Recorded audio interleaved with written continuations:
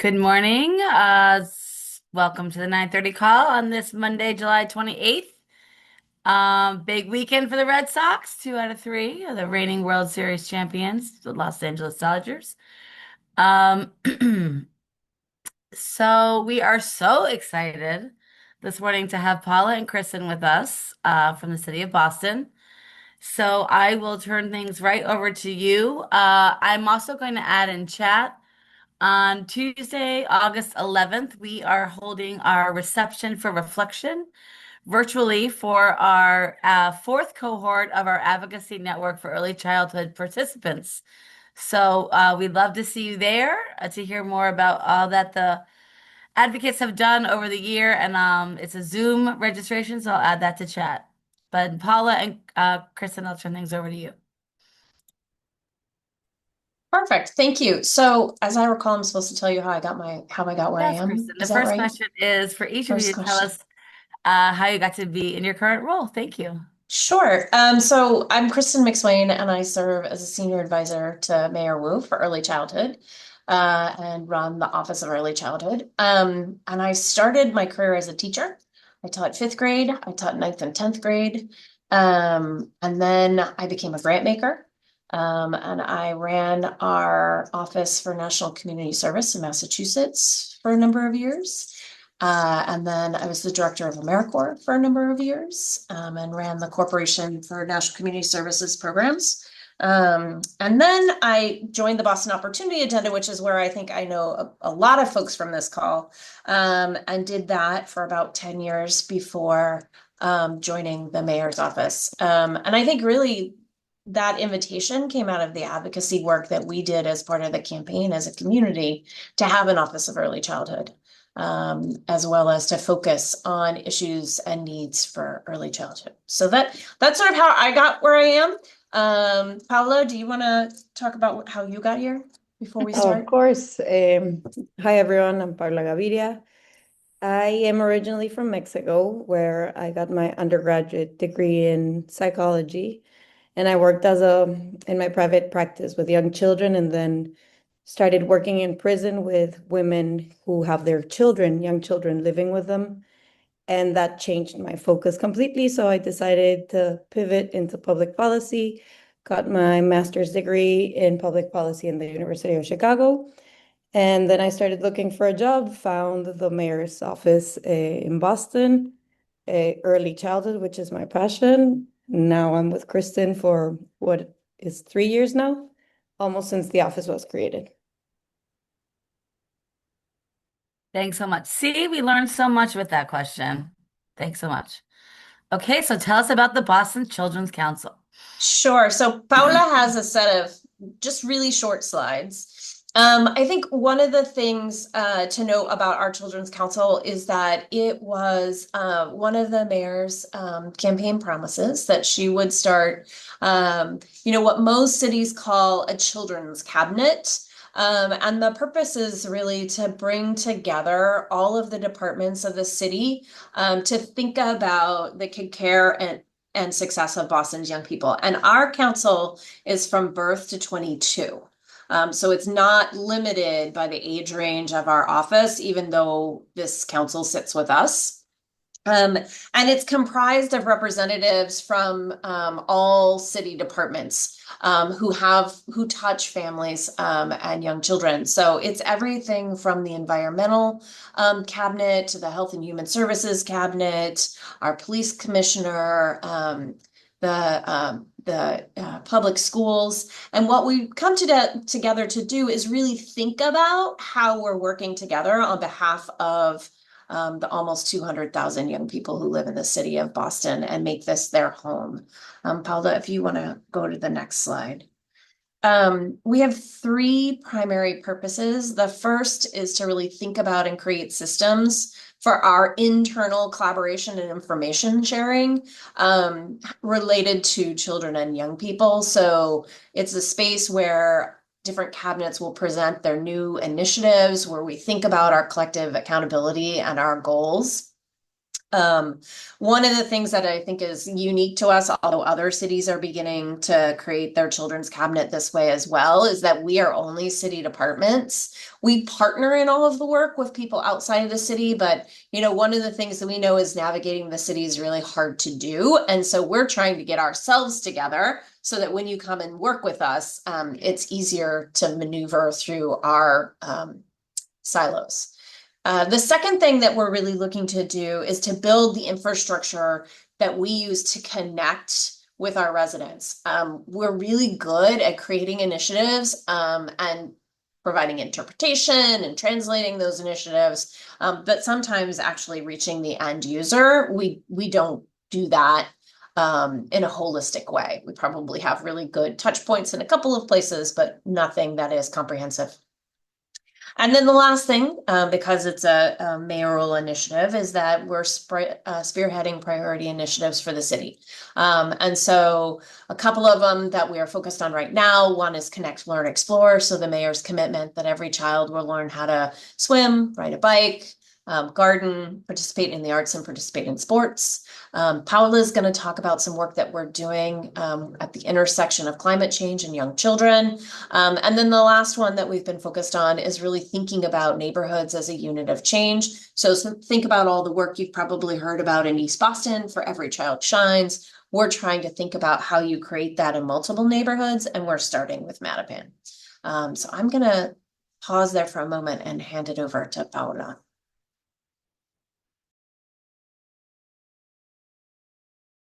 Oh, there, I couldn't unmute myself. Thank you, Kristin.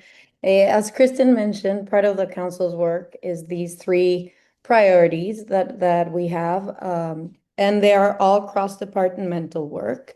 So they really highlight the work that we're doing as a council and identifying partners within the city that can move the work forward, and how we've expanded from our target population being 0 to 5, 0 to 8 in some of our initiatives, really to up to 22. So for example, Connect, Learn, Explore, as Kristin mentioned, that is the mayor's commitment that every child in Boston learns how to bike, swim, connect with their communities through sports, gardening, and the arts.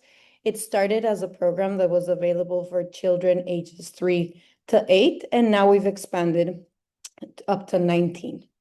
And this program is completely free. And as a working group with several different city partners, we've created a directory that helps families identify activities and programming that are age appropriate or by season or within their own neighborhood. So really, it's accessible to everyone. And we've also created a sticker card, and I'll share the slides with Amy afterwards. You'll see the hyperlinks. So children can track their milestones.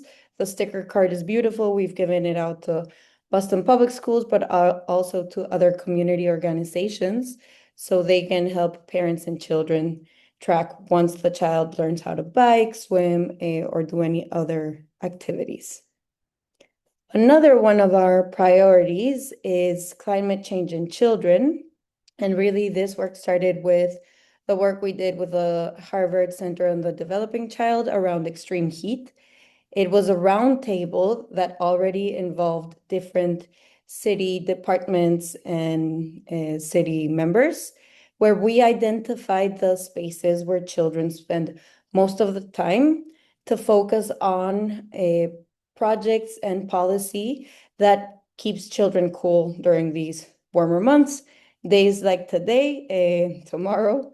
So how could we leverage the work that was already going on in the city? Because there's already a lot of things been done around extreme heat and climate change, but really what we were lacking was this focus on young children. So we've done a couple of work around keeping kids cool in public spaces, partnering with community-based organizations in having cooling tents and programming that is age appropriate and weather appropriate.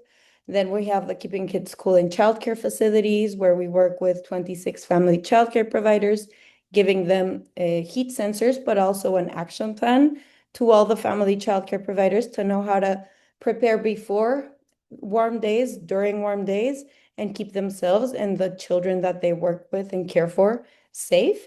And the last one is keeping kids cool at home. And this is mostly using communication channels with our Heat Neighborhood champions and also through the established city channels. So the Office of Emergency Management, the Environment Cabinet, and incorporating everything into our climate action plan.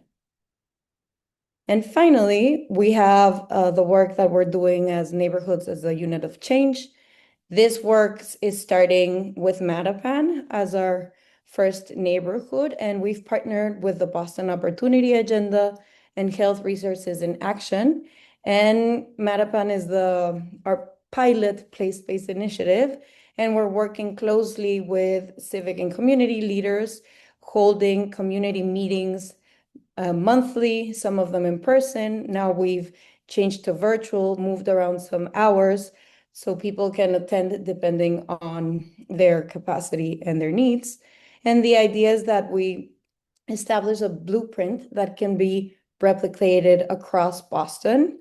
And the goal is really that every resident within a neighborhood, but focusing on children ages 0 to 22, can thrive and feel at home. And I'll stop sharing my screen so we can see you all, but that is a bit of the work that we do as a council and what the council is really starting. It's fairly new. It launched in October. So Thanks so much, Kristen and Paula. And I wish we could take credit on the 9:30 call for being so strategic, but on Thursday, we're going to hear from the governor's interagency task force that's doing a very similar thing at state government. I'm sure there will be questions, and I've also added in the chat. We've talked about there was a hold or freeze of education funding, including after-school funding, through the U.S. Department of Education. The word is over the weekend that that funding is going to be released. So I put an article from the Globe and PBS in the chat so folks can see that. And let's go to the chat. So Kim Davenport wonders, does the climate change work plan also include creating more green and blue spaces? Thinking of trees and pocket gardens and parks.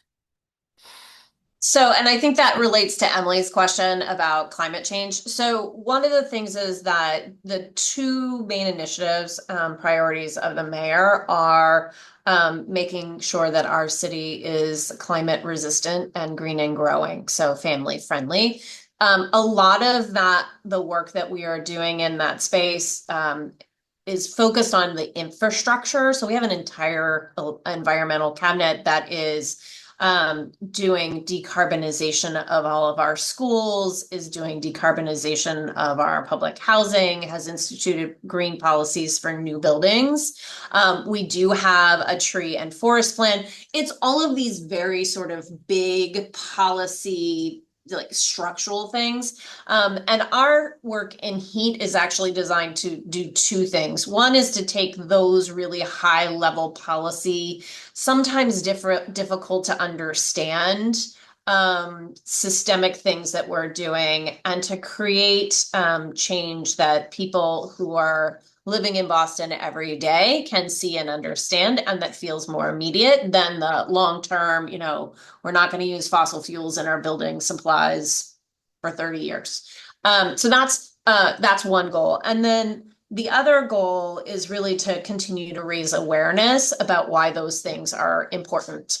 I'm sure if anybody's read the Boston Globe, they know about our bike lanes, and our focus on sort of other green infrastructure that is controversial for people who live here. And so how do we actually build some of the connective tissue between those larger policies and the implementation and how they actually meet people on the ground? So yes, all of those things are actually happening. There's a plan that we update regularly that's much bigger. But what we also found when we did our roundtable is a lot of those things weren't resonating with families and also weren't actually received by families. So we would do things for residents that they actually hadn't heard about. And so the things that Paula talked about are designed to actually connect residents to that work. Thanks, Kristen. And Ellie wonders what type of things are the neighborhoods as change units, working groups working on or looking into right now? That's a great question. So it started by having a group of community meetings, and beginning to identify what the issues were that our neighborhood wanted to address. And so they've identified early childhood, particularly playful learning, as one area that they want to focus on. The second thing is for our middle school students, really thinking about opportunities to try new things and learn from failure and build resilience. And then our teens have very much said that they want to be more aware of and connected to career pathways and college. So those, I think, will be the three things. We're still in the process of finalizing them because we've done an entire community engagement process to get to that point. Thanks, Kristen. And then Don Holly wonders, can you say more about how you source and manage initiatives and the role for local parents and caregivers? Sure. It depends on the initiative. So for the Mattapan work, we worked with Smart from the Start and family childcare to include residents. We also worked with local churches and with the Teen Center to make sure that we had sort of representation not only from the city of Boston, but also from organizations and then from residents. And Paula, do you want to talk about the way we engage folks around climate? Of course. So for the climate work, we sent a survey last year for both center-based and family childcare providers located in Boston to understand what they were already doing to prepare for the heat, if they had an action plan in place, if they wanted support, and specifically for the family childcare providers, also understanding their environment, if they have AC or not, and if they do not, how do they keep themselves and the children um, cool. And based on that, then we randomized and selected 26 of the family childcare providers just to make sure that we had a representative group from Boston because it's such a small group. That's how we invited them to participate. We invited 30, 26 said yes, and that's how we selected them and keep in touch. For the community-based organizations, we also focused on our heat islands.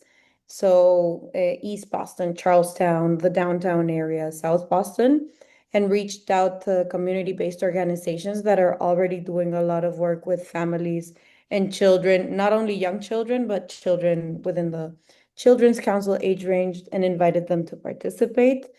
And with the family childcare providers, we hold meetings that are more often with the neighborhood heat champions, for example. It's just mostly through emails and reminding them like, hey, heat emergency coming. Here's the social media. Here's the newsletter. Please share with their channels. And everything is translated to 10 different languages, so we can really reach all the families. Andrea Parker shares that career pathways at BHCC is eager to collaborate. Harold wonders, is the office working with the CPPI initiative from EEC? And then somebody, I think Andrea asked, what's CPPI? So CPPI is a Commonwealth Preschool Partnership Initiative, which is the state's kind of investment and communities coming together around preschool planning. So maybe Kristen and Paula talk about kind of how you are interfacing with the Boston Public Schools, and maybe because we also know the Department of Early Education and Care has a family advisory. I know the Boston Pre-K has a family advisory. So can you talk a little bit about those pieces? Sure. So I co-govern our Boston Pre-K with Tiara Diaz at Boston Public Schools. And so we work together on that piece of this work, which is actually not what we're talking about today, but I see a lot of people who are familiar with Boston Pre-K. But we do, through BPS, apply for the CPPI grant. And so that is how we've had that relationship. They are actually managing it, and we help with the administration in different ways. So I think that was one question. The second, the family council. So BPS has a really growing family council. It started just with the community-based providers. and now also includes BPS families as well as I want to say teachers and administrators. So really it is one of the primary mechanisms for family involvement in Boston Pre-K and also in BPS at the early grades. And then BPS also has a larger family council for all schools citywide. We don't have our own family council because we have the BPS one and because we also partner deeply with the Boston Family Engagement Network. So really what we're trying to do is tap into those networks already across the city that are directly engaging families and young children. We talk all the time about amplify, don't duplicate, right? So how are you putting these pieces together? I'm sure folks are thinking like it's great to have the structure of a children's council, which is an important part. How do you kind of tackle like the cultural pieces or like getting departments to work together or thinking holistically about children and families? Can you talk a little bit about that? Yeah, so I think that's one of the reasons that we decided to keep our Children's Council focused internally, because we're able to have those conversations as a group about what's working and what's not working. We're also able to use our mayor to come in and say, "Hey, this is the direction that I want to see us moving in." The chief of policy, the chief of staff are active participants in our Children's Council as well as the chiefs of the departments that I mentioned and some others. So it's really our place to sort of say, here's what we're doing, here's what's working, here's what's not working, and maybe where we need some help. Because, as much as other folks have a challenge, knowing about all the resources and opportunities that the city provides, sometimes we're also not aware of what we're all doing. And so it's really our place to touch base, be really clear about our goals and objectives, how we're going about them, where we're making progress, and maybe where we need additional support to move forward. So it is all about cross-sector collaboration. It's just all within the city of Boston.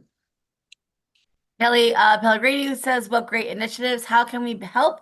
How can we best engage in supporting this? And Kristen, before you answer that, and Paula, we know that Paula's coming back to the 9:30 call on August 12th to talk about the supply and demand survey and report. So Paula will look forward to that. But how can we connect? What's the best way to engage? So a couple of things, and Paula is going to be sharing the slides which have links to all the Yep. resources. A couple of things that I would say is just making sure that you're sharing with families the Connect, Learn, Explore activities. All of them are free. And sometimes the hardest part about accessing resources in the city of Boston is actually knowing that they're available. So please share that widely. The other thing I would say is, we're gonna have a heat advisory this week. It's not a heat emergency, but we've already had 3 heat emergencies, and this is a heat advisory, and it is not August yet. And so really making sure that people know what the resources are, know where their cooling centers are. We've made a map of every single neighborhood with all of the resources, both city and state. So, really providing that connection, I think, to families is the way that many of you can help just in terms of distribution of that information. And telling us if we got things wrong or if there are other things that you need from us. Those are really helpful ways. Paula, anything to add from where you sit? We'll look forward to hearing another update from you in a few weeks. No, just that, as Christian mentioned, tomorrow is going to be super warm. So the the new webpage for Keeping Kids Cool is up. It's live, and there, please share with all your families the resources on depending on your neighborhood, the language they speak, whatever, or just point them in that direction. They can find information that is really easy to understand, cooling resources that are available throughout the city. We did have over 90 folks join us this morning, which is great for the 9:30 call and to hear from Kristen. Michelle from Little Amigo says, looking forward to having our own kids. Um, Oh my gosh. Looking, my own kids have someone else to work with them on riding bikes. Such an important way to decrease our footprint if we're getting around, but it's so hard for them to learn from parents. Kelly's Calabrini, thank you so much. We'll post on North End and Charlestown parents groups. Thank you for what you're doing. So exciting to see all the intersections and creativity to support children and families. Boston has great momentum. Keep it up. Thank you, thank you, thank you. Thanks everybody for showing appreciation and love. And I also added in the chat, as you know, Danielle Ewan, who is joining the 9:30 call once a month with federal updates, compiles a weekly federal update. So I put the link in the chat from the update from Friday, July 25th. It is 9 pages long, but it is separated by the administration and Congress. And we know that we're monitoring it on Wednesday and sharing the mic will provide some high level updates as to share what's going on. But I also added the funding from the funding that was frozen for education is hopefully on its way out to folks. So thanks so much for joining us this morning. Thanks again, Kristen and Paula. We'll keep the love and appreciation coming through chat, and we'll send you the chat. Paula will send us the slides. They'll be in our follow-up folder with everything else.